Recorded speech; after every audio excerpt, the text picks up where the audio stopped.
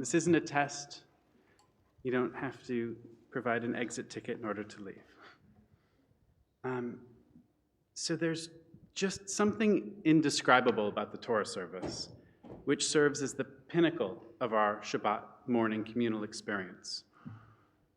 In fact, the home we create for the Torah, in the enclosure you see behind me, is what differentiates this space from any other type of gathering space.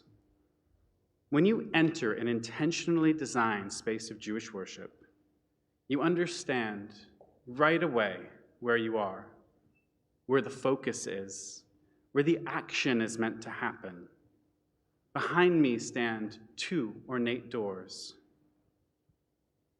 They conceal our most central text. When we wish to remove the text from its home, this is no ordinary event. There is pomp. There is most certainly circumstance.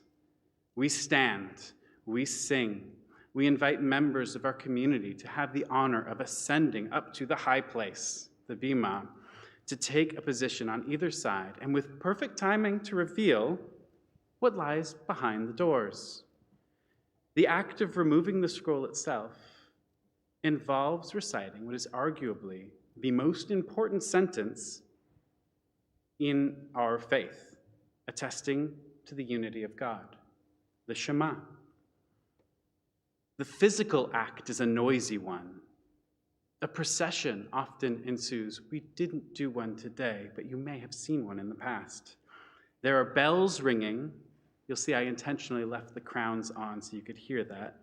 There's the sound of silver clattering against silver, the rustling of cloth, the shuffling of feet, the soft thump of the scroll landing on the lectern after I forgot to turn off the microphone before doing that. It's all part of the plan. And then the Torah is undressed. All of this is accompanied by music, splendidly glorifying the entire process. And when the portal has been closed and everything falls to a hush, the designated person is invited to read the selected text. Today, that was me. You may be asking yourself why I'm describing what we all just witnessed. You've seen a Torah service, you were just in one. It was here. We're still in it. Again, I direct your attention behind me. This stage we have created is one of the most ceremonial remnants of the requirements described in this week's Parsha, Tetzaveh. Throughout these chapters, Moses is given instructions regarding certain essential elements of the tabernacle, the portable temple which served the Israelites and served God as God's resting place among the Israelites during their wandering in the wilderness, as well as the place where sanctioned worship of God occurred. The very first instruction in our parasha is to prepare pure oil for regular kindling of a lamp which is meant to burn daily. It is called a ner tamid. This lamp is to burn in front of a curtain which conceals the covenant, which rests inside of the aron, which we call an ark. I hope this sounds at least a little bit familiar, but let's not stop there. Moses is instructed to promote his brother Aaron and Aaron's sons to become priests, to be in charge of the kindling of that ner tamid. But they can't do this in their ordinary clothing, carrying the soot of the wilderness. Now, God instructs them in the manufacture of special vestments, including an ornate breastplate, a tunic, a fringed robe with bells, and a headdress. If you love textiles and costumes, by the way, this is a really interesting Torah portion. Perhaps you noticed how we dress each and every one of the Torah scrolls in the ark. Crowns with bells, robes, breastplates and vestments of the priesthood, all right behind me. And there, above the ark, above the Torah scrolls, dressed in their priestly garb, rests our ner tamid. And Mick, who's in charge of keeping it lit, assures me that it is burning every day. In many synagogues, the Ner Tamid is a light bulb. It even has a switch to turn it on. That was the case in my synagogue. Ours here at the LJS is a little different. This specially made glass bulb is filled and kept lit and carefully maintained, and has been done so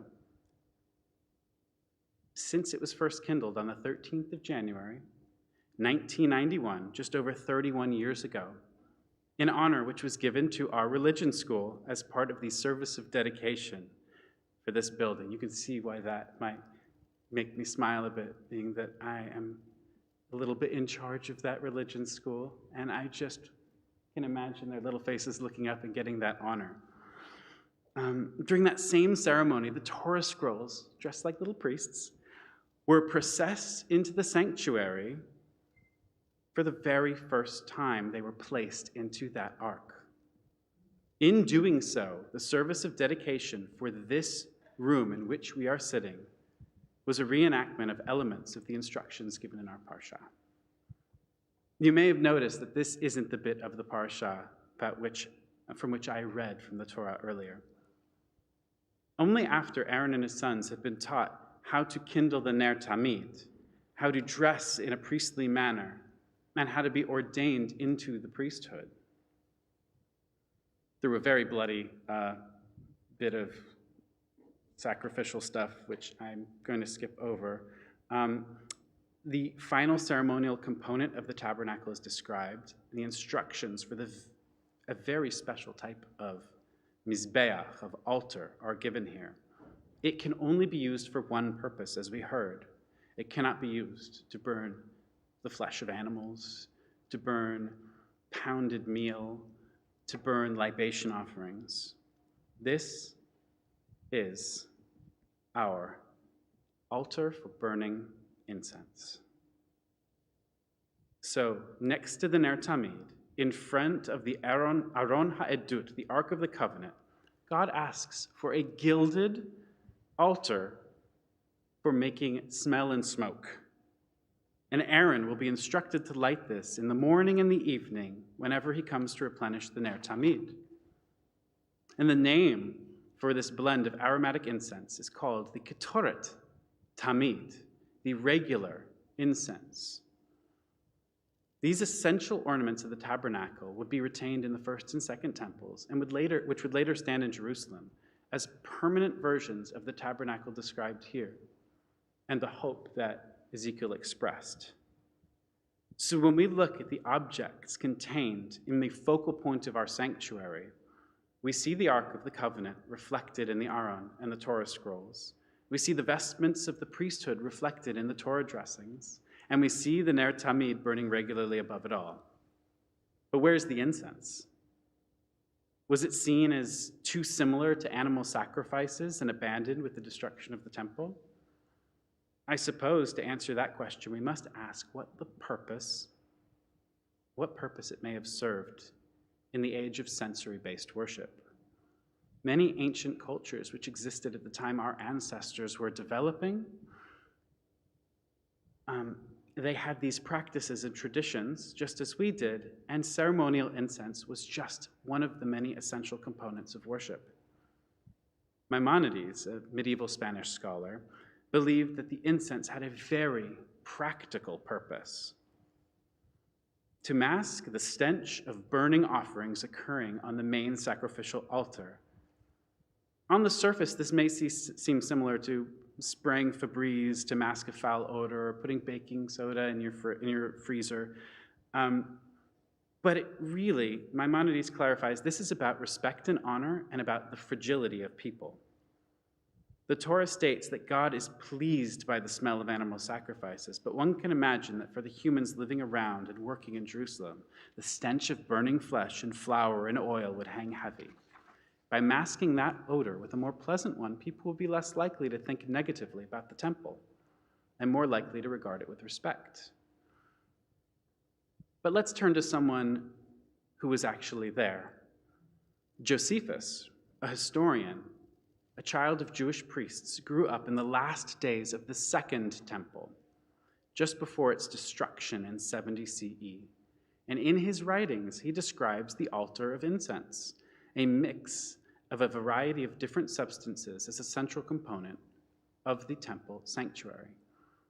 And I quote, "By 13 spices from sea and land, inhabited and uninhabited, with which it was kept supplied, the altar of incense signified that all things are from God and for God." The American biblical scholar George Mendenhall suggests that the purpose of the incense wasn't the scent, or at least not only the scent, but for the smoke that it created, which served to obscure the holiest part of the tabernacle, the Kadosh HaKadoshim, the Holy of Holies, in which God would descend in a cloud. Perhaps, he says, this was a way of masking God so that one could not tell whether or not the Eternal One had descended at any given moment. I present you with another possibility. Perhaps our Parsha is using profound and meaningful Exodus imagery in order to eternally represent God's active role in freeing the people of Israel from their bondage in Egypt. That phrase is actually used in our Parsha. Our Torah portion opens with the instruction to kindle a fire which will burn regularly and closes with the instruction to kindle an altar of smoke which will also burn regularly. And just before this, in the verses I read to you, God reminds us that the whole purpose of the tabernacle is to have a space where God can dwell among the people. And through the divine presence, the people should be reminded that it was God that brought them out of Egypt. And how did God appear to the people while leading them out of Egypt? We're told in Exodus chapter 13, God was perpetually a pillar of cloud by day and a pillar of fire by night, to give them light and to guide them on their way out of Egypt. Fire and smoke. It is said that the pillars of fire and smoke did not depart from the people. And so the instructions which frame our Parsha, Ner Tamid, eternal lamp, Ketoret Tamid, eternal incense, can be seen as a representation of the perpetual guidance of God through one of our ancestors' most troubling and confusing times, when they were first learning what it meant to become a free nation while surrounded by the danger and uncertainty of the wilderness. We have retained some of this ritual through the use of a Ner Tamid above the ark, but what of the incense? How can we bring the sensory experience of flame and smell together in our Jewish practice? One simple answer: Havdalah, the sanctification of the conclusion of Shabbat and the beginning of the regular week. In Havdalah, we bless the Bisamim. That's a word used to describe the Ketoret, Samim, in our Parashah. It means spices or perfume. We also bless the light of a candle, which we then extinguish, releasing a small cloud of smoke. The spices serve the purpose of bringing some of that sweetness of Shabbat into your week, while the lighting and extinguishing of the candle serve as our first act of creative work of the week, our first permissible act of labor. But what if we see Havdalah as a reenactment of something tribal and ancient and deeply spiritual within us? What if we allow it to remind us that we are free? We are a people united by faith and community.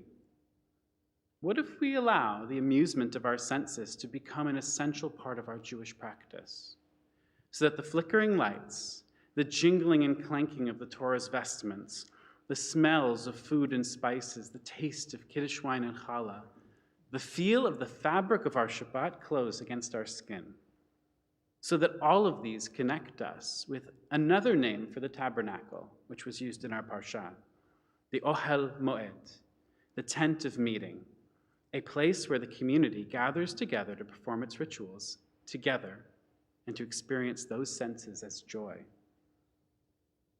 What if we allow ourselves to carry some of the light and the sweetness of Shabbat into the rest of our week and find new ways to make it a truly sensory experience? Shabbat Shalom.